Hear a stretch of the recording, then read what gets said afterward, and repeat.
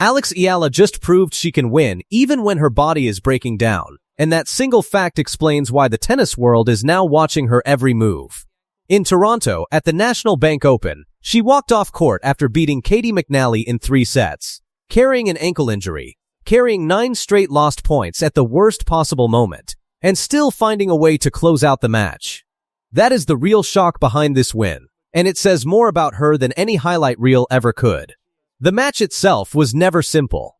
Katie McNally came out strong and grabbed a 3-1 lead in the first set. Most players would have needed a full set to recover from that kind of start. Eala needed 5 games. She won 5 in a row to close out the first set 6-3. And for a moment, it looked like the match was heading toward an easy night. Then everything changed. In the second set, both players traded breaks back and forth. Eala pushed ahead and served for the match at 5-4, 1 game away from finishing things quickly. McNally broke her serve. That is when the real drama began. Shortly after that break, Eala needed a medical timeout for her right ankle. She had rolled it earlier in the match, and now it was clearly affecting her movement. After that timeout, she lost 9 out of 10 points. McNally rode that stretch all the way to a 7-5 second set win.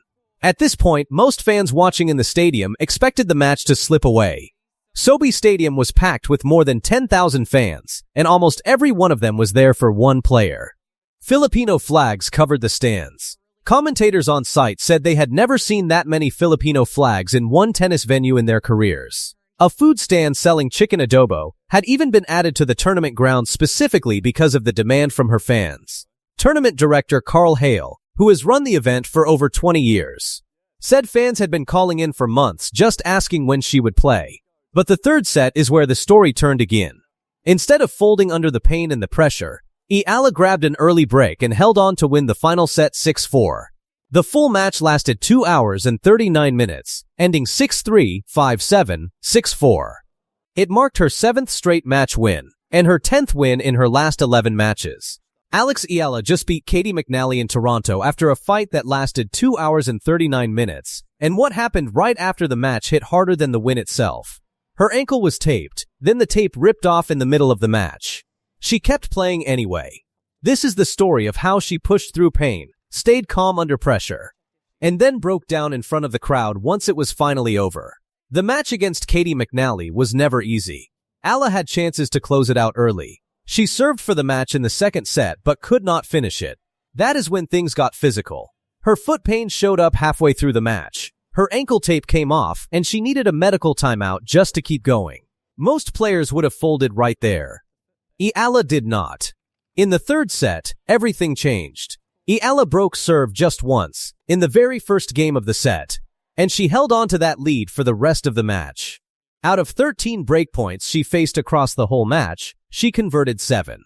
That number tells the real story. This was not a clean win. It was a war of small moments, 1 point at a time, until she finally crossed the finish line. When the match ended, Eala did not celebrate right away. She stood there and let it all hit her. The crowd erupted. Cameras caught her fighting back tears, then losing that fight completely. Commentators watching courtside said it was incredible how she kept her composure through the entire match, only to let her emotions out the second the pressure was gone. That contrast, calm during the fight and overwhelmed right after, is what made this moment so powerful. Then came the interview. And this is where it got personal. Eala stood on court, ankle still aching, and the first thing she did was thank her opponent.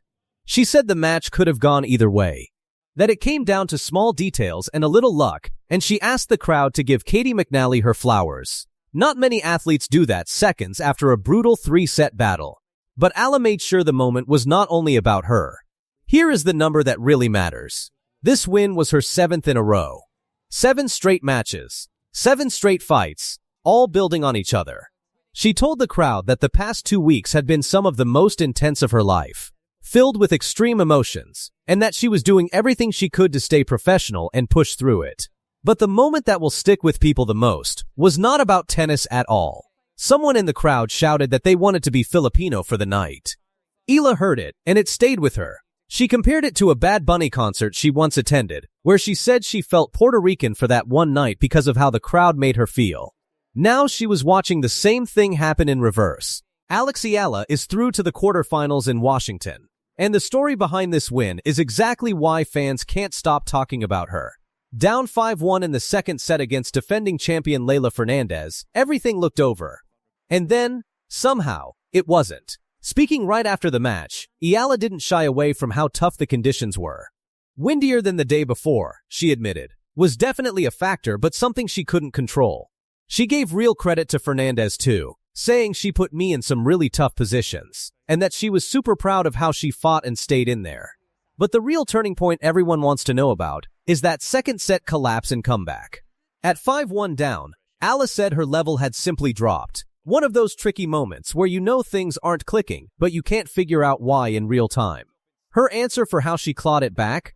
Patience, working it out point by point, trusting a strong mentality to find solutions when nothing was coming easily. Here's a detail a lot of casual fans might miss, but tennis diehards will appreciate. After the win, Eala walked straight over to her coach Joan. Not every player on tour does that. Some treat matches as a solo battle, no interaction, no celebration together. But Eala made a point of saying how important that relationship is to her, calling Joan her confidant, someone she trusts completely. She didn't stop there either. She shouted out her team back home too, Yuke and Sandro, and even gave Sandro a birthday shout-out live on camera. Small moment, but it says a lot about how she credits her circle, not just herself, for these wins. Then there's the fan support, and honestly, this might be the most consistent storyline of her entire season. Washington has been no different. Massive Filipino crowds, cheering constantly, and when asked directly why the support is so strong everywhere she goes, she gave an answer that felt genuinely reflective rather than rehearsed. She said it's hard to give one concrete answer, but she's aware of the platform she holds. She called herself the first Filipina to reach this stage in tennis, and said she represents more than just her country, she represents a minority, and maybe a young girl somewhere who never saw a pathway before her. That kind of statement comes with weight, and the follow-up question went right at it. Does that support bring pressure? Her answer was honest. Yes, there's pressure. She's a competitive athlete after all. But she was quick to separate that from something deeper, the pressure she puts on herself.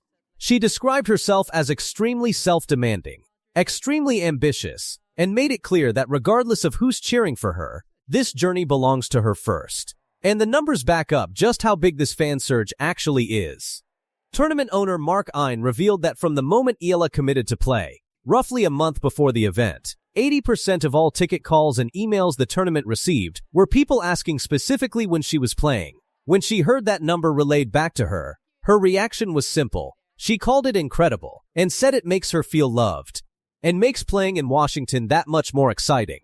Even with all of that success and attention, there was a lighter, more human moment near the end of the interview. Asked if she's had any chance to explore the city, she admitted she hasn't seen much of it at all. Matches are demanding. Training is demanding, and right now that has to come first. She said she enjoys her time on tour, but she's still working, and jokingly asked fans watching to send her suggestions for what to check out in her free time. The interview wrapped with her sending a message to the crowd in her native tongue, and the reaction from fans said everything you need to know about the connection she's built in such a short time on tour.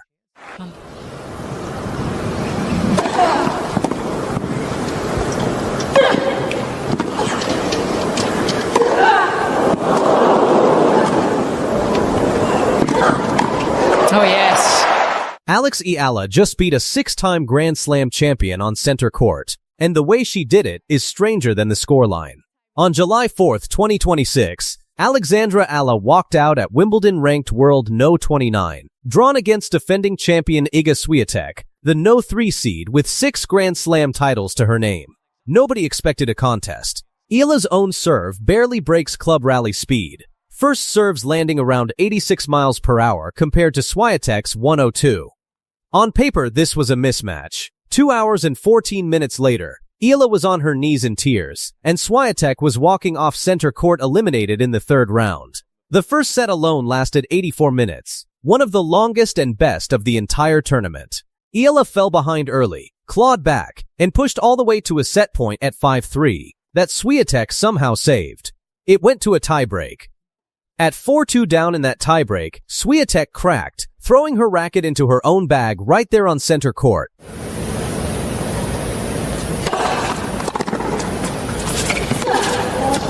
I'm just staying. The defending champion visibly losing her composure in front of a full crowd. Eala saved 2 set points and closed the tiebreak 7-6. She never let go in the second set, racing through it 6-2 while Swiatek's game came apart around a string of unforced errors and double faults. 5 double faults across the whole match. Here's what actually decided it, and it didn't come from a coach or an analyst. It came from Swiatek herself in her own press conference. She said the slow second serve was mentally tougher to face than a fast one, because she knew exactly how it would arrive, and still couldn't find rhythm off it. That's the twist worth building the whole video around. The serve everyone calls Eala's weakness, the one running roughly 20 miles an hour slower than tour average, is the exact shot that dismantled a Grand Slam champion. It wasn't power that beat Swiatek, it was timing and disguise. Since her run in Miami in 2025, Eala has built one of the best second serve returns on the entire WTA Tour. And she can send it anywhere. Down the line, cross-court, inside out, inside in, off both wings. This wasn't the first time these two had met. 16 months earlier, in Miami, a far less experienced Eala beat Swiatek in straight sets, a result that barely made headlines outside tennis circles at the time.